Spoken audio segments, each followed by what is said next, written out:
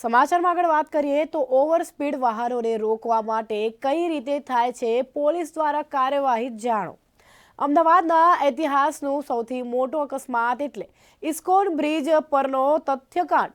ISKCON bridge પર 140ની speed કરતાં પણ વધારે જેગુઆર ગાડી ચલાવીને 30થી વધુ લોકોને ફૂટબોલની જેમ ઉડાડ્યા હતા, જેમાંથી 9 લોકોના ઘટનાસ્થળે જ મૃત્યુ થયા હતા। ત્યારબાદથી સમગ્ર ગુજરાતમાં ઓવર સ્પીડે ચાલતા વાહનોને રોકવા માટે ટ્રાફિક પોલીસ દ્વારા અદ્યતન એવી એરગનનો ઉપયોગ કરવામાં આવી રહ્યો છે। અકસ્માત બાદ સતત અમદાવાદના મુખ્ય માર્ગો ઉપર ટ્રાફિક પોલીસ દ્વારા એરગનનો ઉપયોગ કરીને મુખ્ય હાઈવે ઉપર 70થી વધુ સ્પીડે ચાલતા વાહનોને કેપ્ચર કરવામાં પણ આવે છે। જે મામલે અમદાવાદના એસજી હાઈવે પર વોક્સવેગનના શોરૂમની સામે ફરજ પર હાજર રહી કામગીરી કરતા હેડ કોન્સ્ટેબલ જયદીપસિંહ સાગરે ન્યૂઝ 4 ઇન્ડિયા સાથે વાતચીત કરતા જણાવ્યું હતું કે સ્પીડ ગનના માધ્યમ ચાલી રહ્યા છે। નમસ્કાર દર્શક મિત્રો, તથ્ય પટેલના જે કાંડ બાદ તમને ખ્યાલ હશે થોડા સમય પહેલા ઇસ્કોન બ્રિજ ઉપર ગોઝારો અકસ્માત થયો હતો, જેમાં તથ્ય પટેલ નામના નબીરાએ જેગવાર કારથી 30 કે 32 જણાને ફૂટબોલની જેમ ઉડાડ્યા હતા, જેમાં 9 લોકોની ઘટના સ્થળ પર જ મૃત્યુ થઈ હતી, જેમાં 2 પોલીસ જવાનો પણ શહીદ થયા હતા। સાથે સાથે જે 6 યુવાનો હતા તે ઓવર સ્પીડને કારણે તેમની મૃત્યુ થઈ હતી।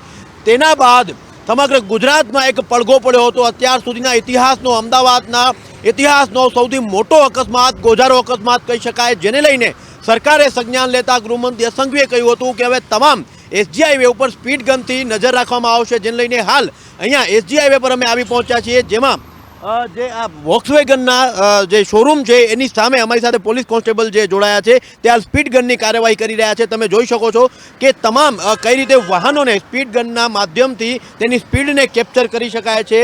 જે ગવર્મેન્ટનો જે નિયમ છે 70 ઉપર કોઈ પણ વાહનની જો સ્પીડ હશે તો તે આ સ્પીડ ગનમાં કેપ્ચર થઈ જશે। મશીનનું ઓપરેટિંગ એવી રીતે કરવામાં આવ્યું છે, તેની નંબર પ્લેટ કેપ્ચર કરવામાં આવે છે। સાથે સાથે જો 70થી કોઈ પણ ગાડીની સ્પીડ હોય તો તેના ઘરે સીધું 2000નો મેમો પહોંચાડવામાં આવશે। ગતિને કંટ્રોલ કરવા માટે, ગુજરાતના તમામ વાહનોની ગતિને કંટ્રોલ કરવા માટે હાલ આ કાર્યવાહી કરવામાં આવી રહી છે। આપણી સાથે જે જોડાયા છે પોલીસ અધિકારી, એમનું નામ જાણીશું। સર, આપ જે મશીન ઓપરેટ કરી રહ્યા છો એની કઈ રીતે તમે એને કેપ્ચર કરો? ઓટોમેટિક 70 સ્પીડ ઉપર જતા હોય આવી જ જાય। અને નંબર પ્લેટ પહેલા કેપ્ચર કરવું પડે છે, કેવી રીતે? નહીં, ગાડી ઉપર રાખવી એટલે નંબર પ્લેટ અને બંને સાથે આવી જ જાય, આખી ગાડીનો ફોટો આવી જાય। ઓકે, અને 70 ઉપરની જે સ્પીડ હશે ગાડીની તો આમાં કેપ્ચર થઈ જશે, તો એનું કેવી રીતે મેમોની પ્રક્રિયા કેવી રીતે? હાલ અહીંયાથી કેપ્ચર થઈ ગયા પછી કેવી રીતે કરવામાં? મારા અહીંથી મેમાં બધા સ્કેન કરી પછી કમિશનર ઓફિસ મોકલાવાનો, સીપી ઓફિસ મોકલાવાનો હોય છે। સીપી ઓફિસથી અહીંયા તૈયાર થાય મેમો, કાગળમાં આખો મોટો કાગળમાં તૈયાર થાય। તૈયાર થયા પછી પોસ્ટ દ્વારા એના ઘરે મોકલવામાં આવે। કેટલા દિવસમાં મેમો પહોંચી જાય? 5 થી 6 દિવસમાં પહોંચી જાય। અને હાલ તમામ કાર્યવાહીના મેમો પહોંચી રહ્યા છે? આ કેટલા દિવસથી સર કાર્યવાહી કરવામાં આવી રહી છે? અત્યારે લગભગ ટોટલી જગ્યાએ ચાલુ જ હોય છે કામગીરી, અમદાવાદમાં સમગ્ર જગ્યાએ અત્યારે ચાલુ જ છે।